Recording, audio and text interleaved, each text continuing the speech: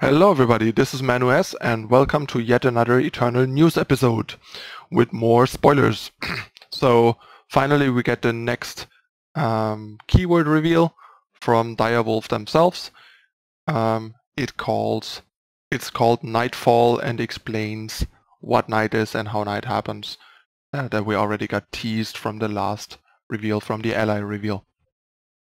Alright, so this is a pretty exciting spoiler dump, so let's take it slow and look at all the awesomeness once at a time. Alright, this is a pretty amazing card. Rindra the Duskblade, a 4-power 5/5 is already really good. There's very few cards in the game that are this powerful at 4 power. The only one that is theoretically more powerful is Titan, but keep in mind Titan can always be a big deal that doesn't happen to Rindra. And yeah, Rindra also has a whole lot of text, so this is kind of like, it means that if you play Rindra, it turns into night, and then the turn after you will have night as well, and then if you don't renew night, the turn after that, night is over again. So it's basically night for the turn you play the Nightfall card and the next one, and then you have to renew it theoretically. And night means when you start a turn at night, draw an additional card and take 1 damage. So basically night accelerates the game in like a very unique deal. And overwhelm at night, which is really, really nice. Having such a big life stealer is super powerful, especially if you can support it with removal. I mean, after all, this is a Felon card, so you have access to like Permafrost, Annihilate, Suffocate, and Death Strike to make sure no bigger unit like Titan is gonna be in the way of Rindra, and then a 5/5 lifesteal is super powerful and scary for 4. I can already see a super amazing mid-range or even aggressive Felon deck with Rindra as its 4-drop. Card is so powerful, so scary. This is like arguably the best card we've seen of the new set so far. Super powerful. Also, it seems like Aegis. So there are a couple of interesting questions here. So this is really, really strong. Like here in the description it says, as long as it's night, Darkveil Agent will keep granting Aegis turn after turn, even to units that have already gained Aegis from it before. So it's the opponent basically has to pop an Aegis and kill a unit between our turn and their own turn, because if it's night and we get to our turn again, the Aegis just refreshes, which is super powerful. And imagine this guy being around and giving Rindra Aegis the next turn, like having this in play, dropping Rindra on 4, the opponent can't kill Rindra right away, and then the next turn Rindra is a 5/5 Aegis overwhelm lifesteal. That sounds nightmarish. Also, of course, the Aegis won't go away when night ends, so if the unit got Aegis, it has Aegis. It just won't refresh anymore when night is gone. Also, basically, if your deck is built to take advantage of night, not only by gaining utility from night, simply by benefiting better from drawing an extra card a turn and caring less about losing a life point, like a health point, a turn than your opponent, then this is already basically a 2-power 2/2 that gains Aegis the turn after it came into play, and says both players draw a card and lose a life, which arguably is pretty good. And then you add in the aspect of having more Unseen in your deck and granting them Aegis and having other cards that benefit from night, then this card is gonna be a staple role player in Unseen and night-centric proactive decks, and looks really, really sweet.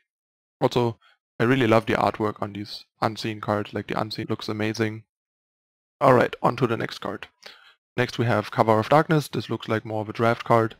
It also has Nightfall, so it's basically like summon Nightfall, except since it's a spell, it just causes Nightfall, and then it gives 2 of your units unblockable this turn.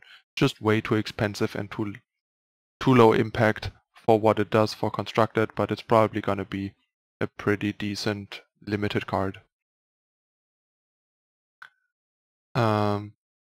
Next off, we have Mirror's Nitrate. That's another really sweet unseen 2-drop. It's basically a 3/2 for 2, which is already pretty nice. Then it gets +1/+1 while an enemy is cursed. Keep in mind there's Permafrost, which is a curse 2. And it's not only referring to cursed players, it's just referring to cursed enemies, so also cursed enemy units. So basically having a Permafrost out makes this already a 4/3. Having 2 Permafrosts out makes this a 5/4 for 2. This card is amazing and incredibly powerful 2-drop raid for an ultimate, and it curses the enemy with Nyctophobia. Nyctophobia, once again, summon Nightfall, so it's a 2-drop that can cause Nightfall later. Like for example, turn 2 you play this guy, turn 3 you play Darkveil Agent and the Permafrost, attack for 4, turn 4 you play Rindra, get Nightfall again, have already like tons of stats in play, and turn 5 you can just Nyctophobia again, all your guys get Aegis from the agent, and you can just prolong Night to draw more cards and also to prolong the abilities from Agent and Rindra.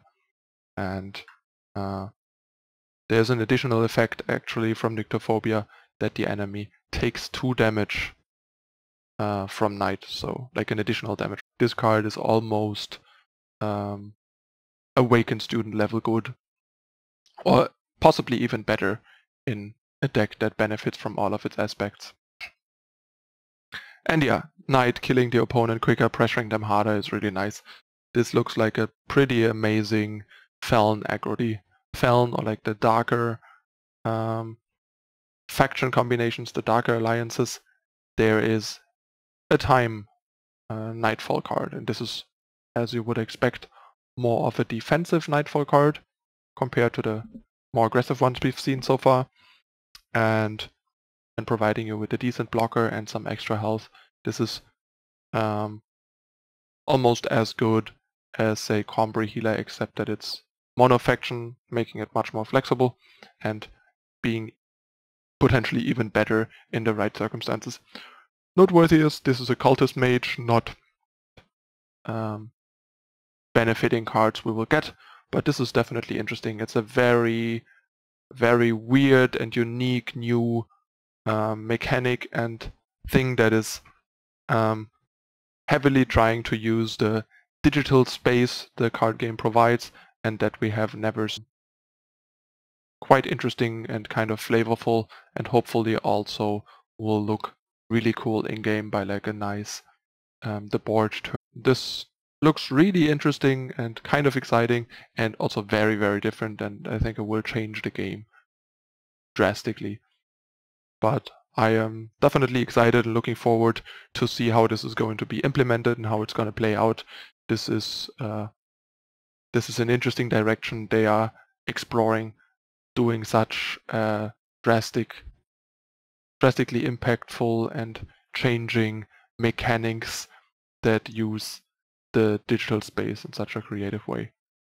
We'll see what else they will come up with in the future. It really shows that they're that the limitations of the digital design space will be pushed and explored in ways we've never seen before, which will help the game justification to exist alongside the bigger, older and more popular Magic, for example, as a digital-only card game that can do cool things that Magic can't, for example. Alright, that's it for this sweet Nightfall spoiler reveal. Hope you guys are as excited as I am about these cards. This is probably my favorite batch of spoiler reveals, so it's kind of like a bit lame and kind of just, yeah, you have these other cards around for a moment at some point in the game, and then you get a bonus. Nothing fancy, not a lot you have to do, not a lot of interesting mechanic. It's just a lot of really cool and powerful, especially constructed level powerful cards to go along with it, making it very exciting. That's it again for this time. Thanks for watching, everyone. If you enjoyed this spoiler review, please drop a like below and subscribe for future videos. Don't forget to turn on the notification icon to be notified as soon as I upload anything new. We are in the midst of spoiler season, so expect plenty of videos on a regular basis to stay up to date. And also consider following me on social media. You can find